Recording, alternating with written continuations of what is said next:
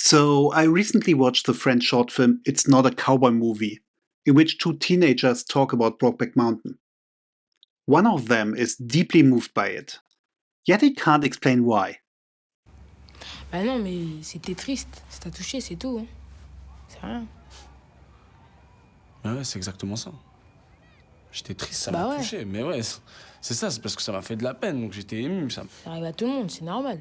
Bah ouais, ouais, je suis normal. I'm not saying that watching Brokeback Mountain was his gay awakening, but I'm also not saying it wasn't. The point is, he can relate to those two cowboys, and I can relate to this definitely not straight French teenager. I was a gay teenager in a small town back in the 90s, and watching movies was the main way to figure myself out. That's not uncommon, especially if you have to stay hidden because of societal pressure or you're still trying to find yourself. Nowadays, that's a bit easier. We can go online and we find our community, get angry about clickbait articles listing the best gay movies ever, and then we binge Heated Rivalry 3 or 4 more times. But I grew up without Wikipedia and without streaming. The only gay on my TV was Ricky. So how could I explore my identity? I've decided that the theater's to be my life. Cool.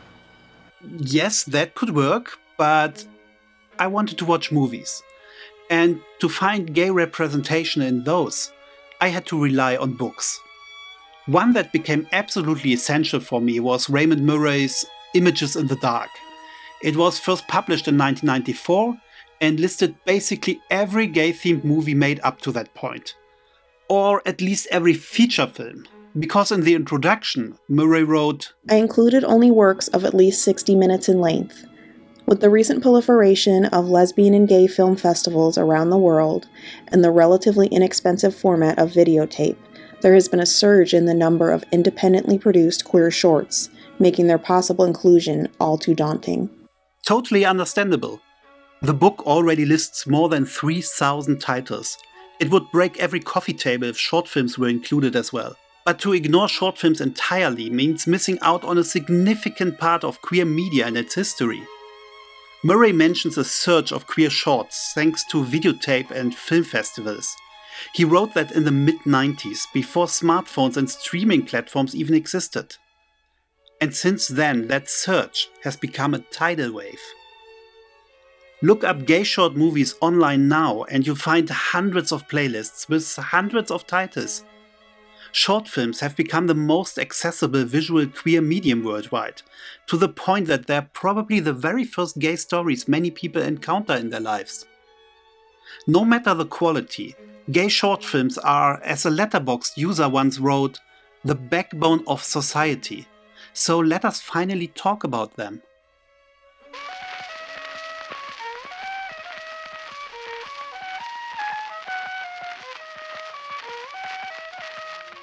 Let's start at the very beginning. A very good place to start. Indeed. Thank you, Julie Andrews. That would be 1947, when Kenneth Anger, a film student at the University of Southern California, wrote, directed and starred in Fireworks. He was around 20 years old at that time, even though he claimed he was only 17. There are a lot of legends about the production of this short, all of them told by Kenneth Anger and later refuted by friends and family members. But it doesn't really matter how exactly Fireworks came to be. What matters is that it was revolutionary and can be seen as the birth of queer cinema. But let us go back 1 year further to 1946 and to Curtis Harrington. Curtis Harrington was also a film student at USC and one of Kenneth Anger's good friends and frequent collaborators. They founded a group called the Creative Film Associates, which hosted screenings of classic films and of their own black and white silent shorts, Anger's Fireworks and Harrington's Fragment of Seeking. Both of these shorts are very much influenced by earlier avant-garde films, so don't expect any regular plots or character arcs.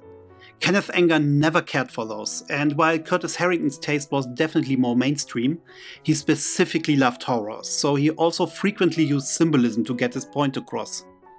But don't worry, you'll be surprised at how easily accessible these two films are. The 14-minute long, or rather short, fragment of Seeking shows a young man played by 20-year-old Curtis Harrington himself, following a blonde woman through the courtyard and the corridors of an empty house. At one point he almost kisses her, but even the objectively gorgeous blonde is no match for the distractingly handsome fella walking by.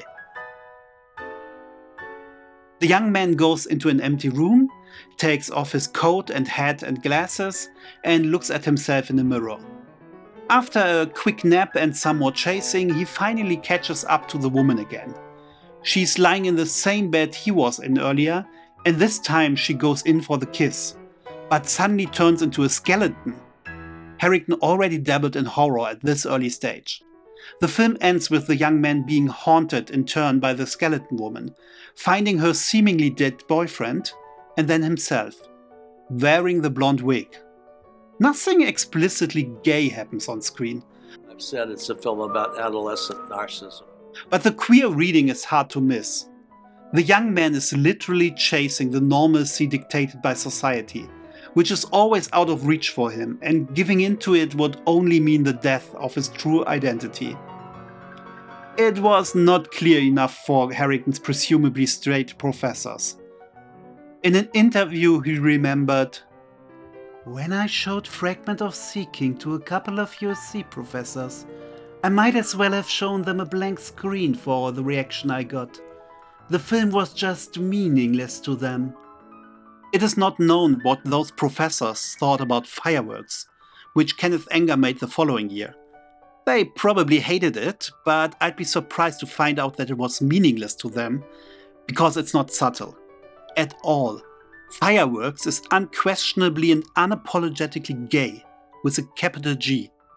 Most of it is a dream within a dream, decades before Inception. It starts with a sailor holding the lifeless body of a young man.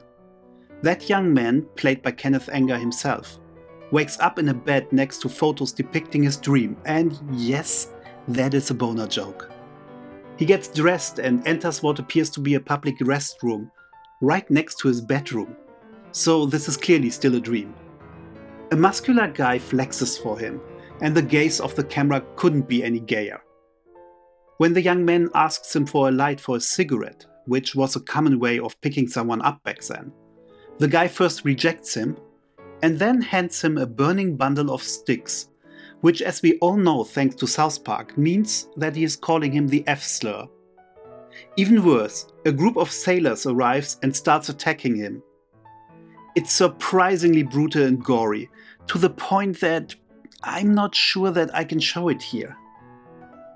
At one point they literally tear into his chest, where they find a metronome, and now I'm certain I shouldn't show you this. Finally, a white liquid pours over the young man's body, washing the blood away.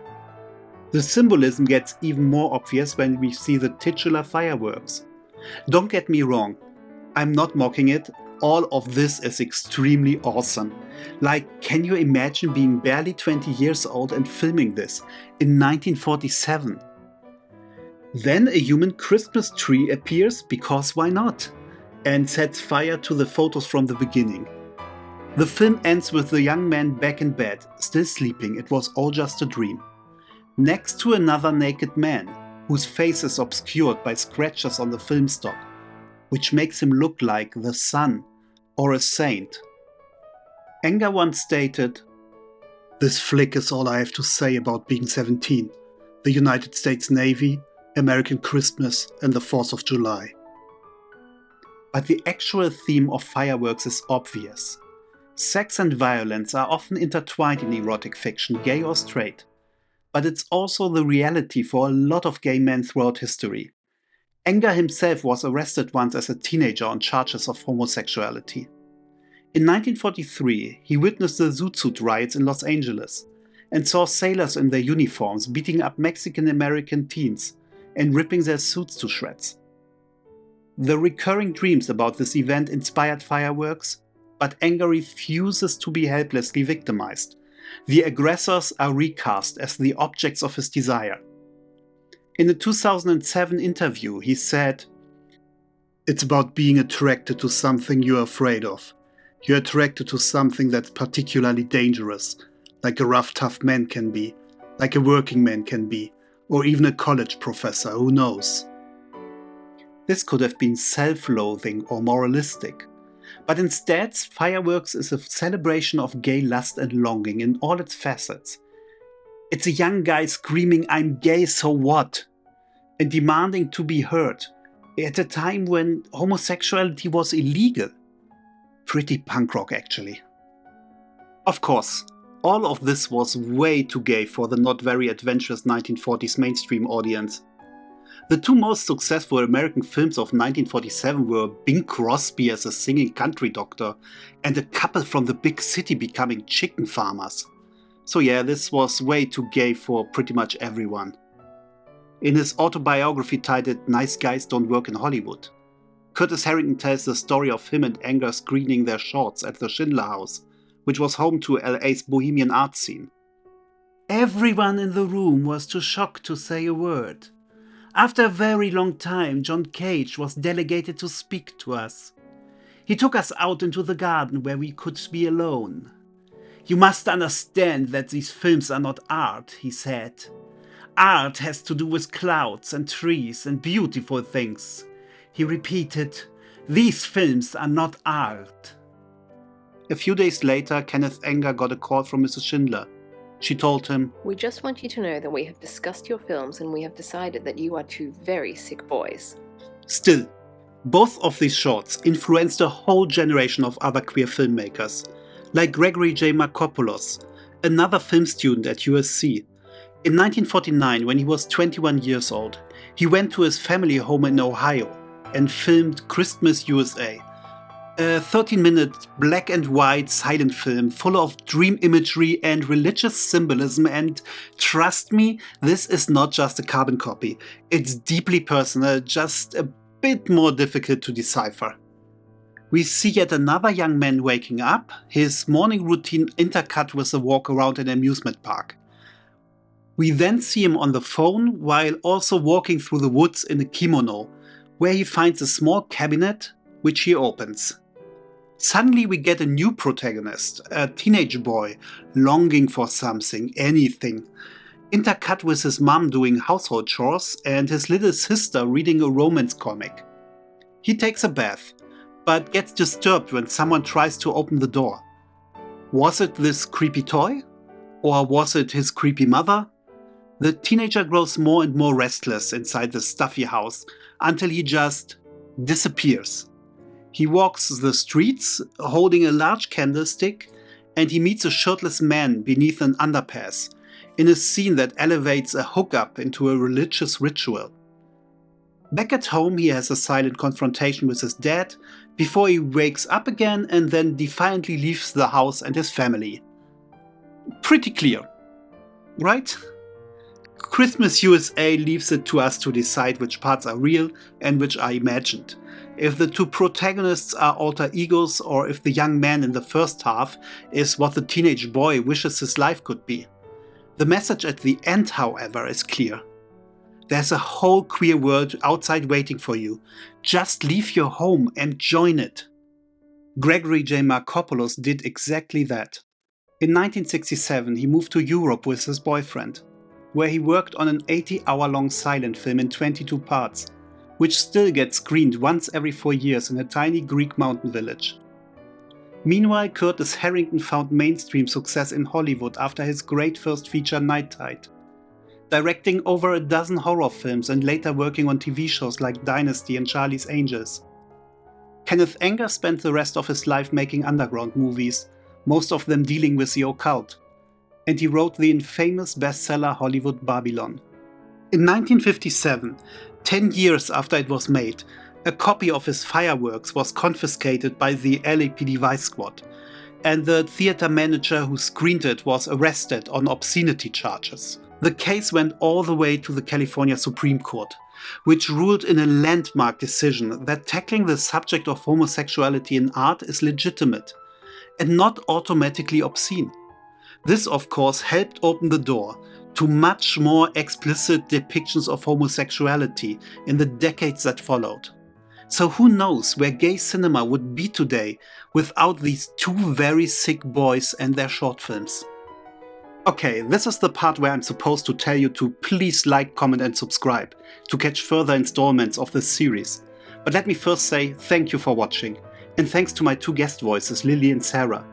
Please also check out my video The Evolution of Gay Short Films. I worked very hard on that one and annoyed all my Letterboxd followers in the process. Next time we'll visit a prison in France and check if a baguette is really just a baguette.